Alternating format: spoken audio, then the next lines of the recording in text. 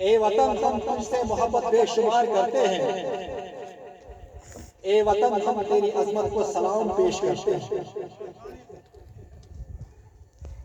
ये नफरत बुरी है,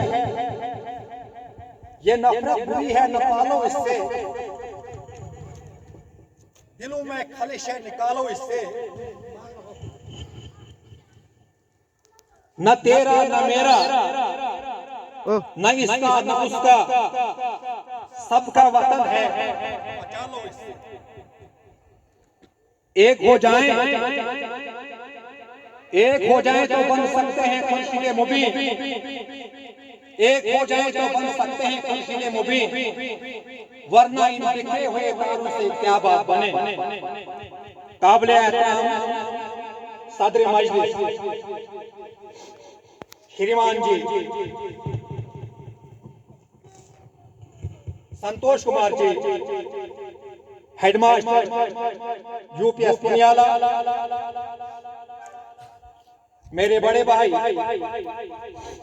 महकमा जल शक्ति से श्रीमान जी रोशनलाल जी,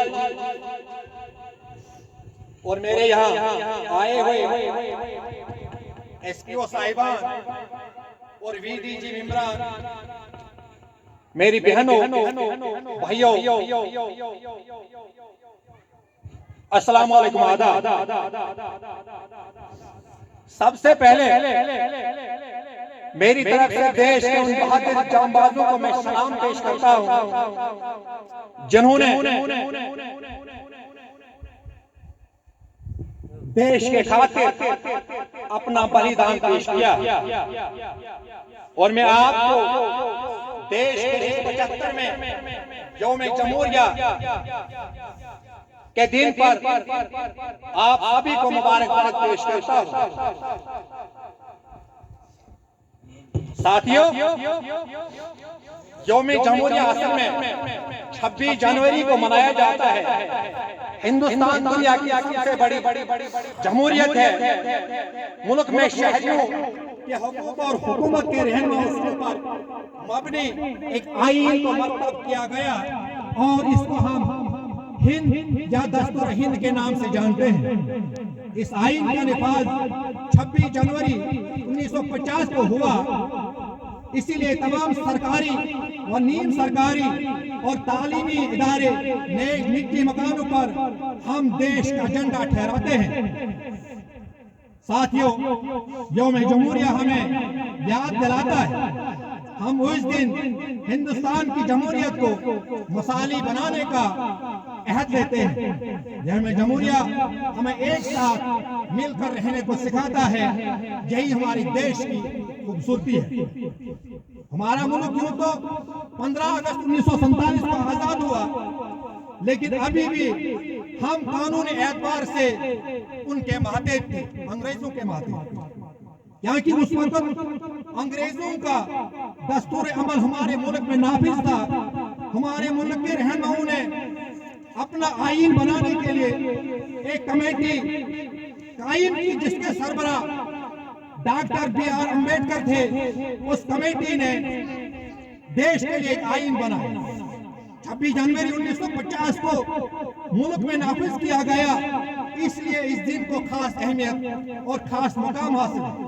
असल में अंग्रेज तिजारत की गर्ज से इस सरजमीन में कदम रखे हुए थे, लेकिन रफ्ता रफ्ता तिजारत के नाम से सियासी और फौजी असर रसूख हासिल करके यहाँ के हुक्मरानों को बेदस्त कर दिया। यहाँ के सियाह सफेद मालिक बनकर लाखों करोड़ों बेखुदा मासूम हिंदुस्तानियों को मौत के घाट उतार दिया। जुल्म व बर्बरियत की ऐसी दास्तान दोहराई, ऐसी हलाकतें खेद और सफाकाना कार्रवाइयां की जिससे चंगेज और हलाकों की दास्तानें भी मान पड़ी। इसी हलाकत अंग्रेजों ने हिंदुस्तान की ईंट से ईंट बजा दी। हजारों आबादियां वीरान कर दी गई। हर जगह कत्ल-ओ-गारतगिरी का बाजार गम, हर जगह सन्नाटा ही सन्नाटा, खामोशी खामोशी की फिजा नजर आ रही थी। और यूं में ऐसे हो रहा था कि अब भारत का सितारा इकबाल कभी खुर्शीद से नमूदार नहीं होगा और हमेशा के लिए गुरूब होगा। इस धरती का खालिक कायनात बदस्तूर है। जुल्म की टहनी कभी फलती नहीं, नाव की कागज सदा चलती नहीं। साथियों, चुनाचे हिंदू मुस्लिम एकता अखंडता इत्तेहाद व इत्तेफाक के नतीजे में हिंदुस्तान का बख्त बेदार हुआ। टीपू सुल्तान, शाह अब्दुल अजीज, सईद अहमद शाह, हजरत शाह इस्माइल शहीद, शाह अब्दुल अजीज मुहद्दिस दहलवी, बहादुर शाह जफर, महात्मा गांधी, जवाहरलाल नेहरू, डॉक्टर भीमराव अंबेडकर, सरदार भाई पटेल, इन जैसे हजारों रहनुमाओं की क़यादत में लाखों लोगों ने अपनी जानों के नजराने पेश किए, जामे शहादत नोश किया, गोलियां खाई, फांसी के फंदे पर लटके। फिर आखिर वो दिन आया कि उनकी ईंट से ईंट बजा दी, उनके सिपाही सालारों के दांत फटे कर दिए और इनका इक़्तिदार हर गलत की तरह बिठा दिया। मौजूद सामीन, आजादी से पहले हमारा दस्तूर आईन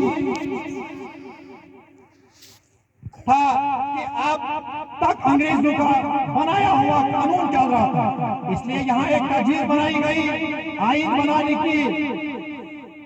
आईन 1944 से लेकर 1949 तक बनाया गया, यानी तैयार किया गया, जो फाइनली तौर पर 26 नवंबर 1947 को तैयार हुआ।